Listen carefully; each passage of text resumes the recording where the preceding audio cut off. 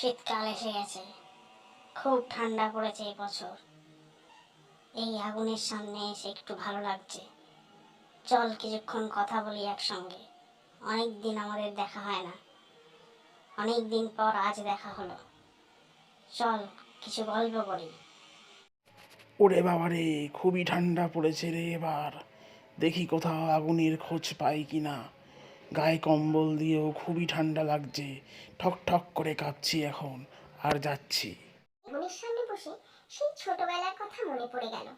মায়ের হাতের পিঠের কথা।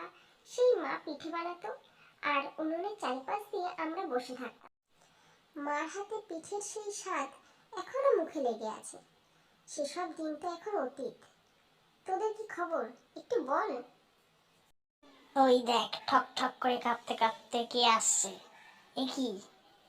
এ তো টুনি বার্ড। এদিকে কেন? গায়ে দেখছি কম্বল জড়িয়ে আসছে। বাহ!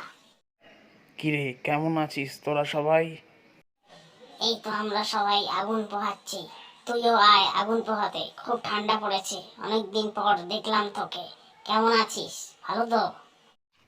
হ্যাঁ রে, ভালো আছি। তবে খুব ঠান্ডা পড়েছে এখন। আমিও রাস্তায় আস্তে আস্তে ভাবছিলাম কোথায় আগুন পাই। তোদের দেখেও খুব ভালো লাগলো। চল একটু আগুন পুড়িয়ে নিই। বেশ কিছুক্ষণ আগুনের সামনে বসে তো দেখছি গা বেশ গরম হয়ে উঠেছে। শরীরের সাথে সাথে মনটাও তো দেখছি বেশ ফুরফুরে লাগছে। কি বলিস তোরা? এ ব্যাপারে তোদের কি মত? ভাবছিলাম এই ঠান্ডায় ক্রিসমাস পার্টিটা স্কিপ করব। কিন্তু না, এখন এই ফুরফুরে মন ও শরীরে যা পার্টি পার্টি রব উঠেছে। কিরে, যাবি নাকি? কি বলিস তোরা? হ্যাঁ হ্যাঁ, যাবো। সবাই মিলে চল।